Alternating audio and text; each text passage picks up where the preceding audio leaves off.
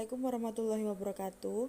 Kami dari kelompok 2 yang beranggotakan saya, Nurfadi Ayulinda, NIM 1961225, dan teman saya, Sarifatul Laili Fajari, NIM 1961236. Di sini kami akan mempresentasikan bab External Assessment mata kuliah Manajemen Strategi yang diampu oleh Ibu Ratna Dwi Jayanti SEMM untuk memenuhi tugas evaluasi akhir semester STIE PGRI Dewantara Jombang. Yang pertama, lingkungan eksternal perusahaan. Lingkungan eksternal perusahaan merupakan faktor-faktor di luar kendali perusahaan yang dapat mempengaruhi pilihan arah dan tindakan, struktur organisasi, dan proses internal perusahaan.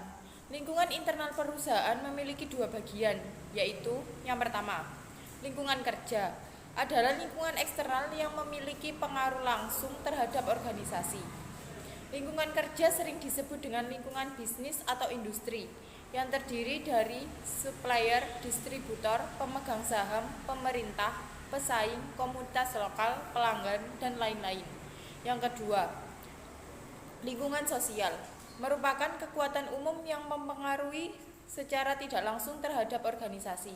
Misalnya, kekuatan ekonomi, sosiokultural, teknologi, politik, dan hukum. Pada sektor publik dan privat memiliki kesamaan dalam hal komponen lingkungan sosial. Selanjutnya adalah variabel lingkungan eksternal lingkungan sosial dapat diidentifikasi sebagai 1. Dorongan ekonomi, misalnya tren GNP, tingkat bunga, persediaan uang, tingkat inflasi, tingkat pengangguran, pengendalian upah atau harga, evaluasi, revaluasi, ketersediaan energi dan biaya. Yang kedua, dorongan teknologi, misalnya total pengeluaran negara atau industri R&D, fokus pada usaha-usaha yang berhubungan dengan teknologi atau online. Yang ketiga, dorongan aspek legal politik, misalnya adanya regulasi antitrust, regulasi tentang lingkungan, pajak, insentif khusus, perdagangan luar negeri, upah minimum, sikap terhadap perusahaan asing atau investasi asing. Yang keempat, dorongan aspek sosiokultur, misalnya perubahan gaya hidup, harapan karir, aktivisme konsumen, tingkat formasi keluarga, pertumbuhan tingkat populasi, distribusi umur, pergeseran wilayah regional dalam populasi, tingkat harapan hidup, tingkat kelahiran, dan sebagainya. Proses analisis lingkungan eksternal. Yang pertama adalah scanning, yaitu mengidentifikasi tanda-tanda awal perubahan lingkungan dan tren. Yang kedua, monitoring, yaitu menemukan arti melalui observasi secara terus-menerus terhadap perubahan lingkungan dan tren. Yang ketiga, forecasting, yaitu membuat proyeksi perkiraan hasil berdasarkan perubahan dan tren yang dimonitor. Yang keempat, assessing, yaitu menentukan waktu dan arti penting perubahan lingkungan dan tren terhadap strategi dan manajemen organisasi.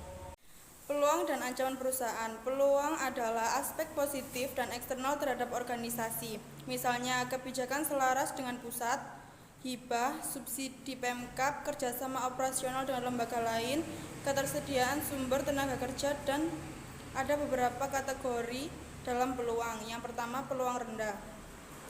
Jika memiliki daya tarik dan manfaat yang kecil dan peluang pencapaiannya juga kecil. Yang kedua, peluang sedang. Jika memiliki daya tarik dan manfaat yang besar, namun peluang pencapaian kecil atau sebaliknya. Yang ketiga, peluang tinggi. Jika memiliki daya tarik dan manfaat yang tinggi, serta peluang tercapainya juga besar. Ancaman, aspek negatif eksternal terhadap organisasi. Ancaman adalah segala sesuatu yang terjadi akibat kecenderungan perkembangan dan tidak dapat dihindari. Ancaman juga dapat dipilih dari tingkat keparahan pengaruhnya dan kemungkinan terjadinya. Ada beberapa kategori ancaman, yaitu yang pertama, ancaman utama. Ancaman utama adalah ancaman yang kemungkinan terjadinya tinggi dan dampaknya besar. Untuk ancaman utama ini diperlukan beberapa contingency planning yang harus dilakukan institusi untuk mengantisipasi. Yang kedua, ancaman rendah adalah ancaman yang dampaknya kecil dan kemungkinan terjadinya kecil. Yang ketiga, ancaman moderat. berupa kombinasi tingkat keparahan yang tinggi namun kemungkinan terjadinya rendah dan sebaliknya. Matriks EV. Menurut Santoso 2013, matriks EV memungkinkan para penyusun strategi untuk meringkas dan mengevaluasi informasi ekonomi sosial, budaya, demografi, lingkungan, politik, pemerintah, hukum, teknologi, dan persaingan. Matriks evaluasi faktor eksternal dapat dikembangkan dalam 5 langkah. Yang pertama, buat daftar faktor-faktor eksternal utama sebagaimana yang disebutkan dalam proses audit eksternal. Masukkan beberapa faktor yang termasuk peluang dan ancaman yang mempengaruhi perusahaan dan industrinya. Daftar terlebih dahulu peluangnya, kemudian ancamannya. Usahakan untuk spesifik mungkin menggunakan persentase, rasio, dan nilai komparatif jika dimungkinkan. Yang kedua, berikan pada setiap faktor tersebut bobot yang berkisar dari 0,0 hingga 1,0. Bobot itu mengindikasikan 14 signifikasi relatif dari suatu faktor terhadap keberhasilan perusahaan. Peluang seringkali diberi bobot tinggi dari ancaman, tetapi ancaman bisa diberi bobot lebih tinggi, terutama jika mereka sangat parah atau mengancam. Bobot yang sesuai dengan ditentukan dengan cara membandingkan pesaing berhasil dengan yang tidak berhasil atau kegagalan pesaing atau melalui diskusi untuk mencapai konsensus kelompok. Jumlah total seluruh bobot yang diberikan pada faktor itu harus sama dengan 1,0.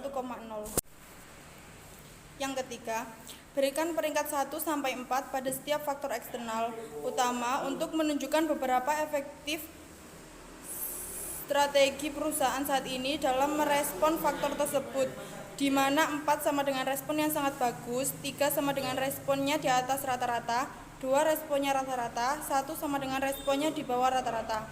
Peringkat didasarkan pada keefektifan strategi perusahaan. Oleh karena peringkat tersebut berbeda antara perusahaan, sementara bobot di langkah nomor 2 berbasis industri. Penting untuk diperhatikan bahwa baik ancaman maupun peluang dapat menerima peringkat 1, 2, 3, atau 4. Yang keempat, kalikan bobot setiap faktor dengan peringkatnya untuk menentukan skor bobot. Yang kelima, jumlahkan skor rata-rata untuk setiap variabel guna menentukan skor bobot total organisasi. Cara perhitungan bobot nilai dari 3 penguji di rata-rata pada masing-masing faktor. Setelah itu, total rata-rata tersebut dijumlahkan. Rata-rata masing-masing faktor dibagi total rata-rata semua faktor. Sedangkan cara perhitungan rating yaitu nilai dari 3 penguji dijumlahkan kemudian dirata-ratakan.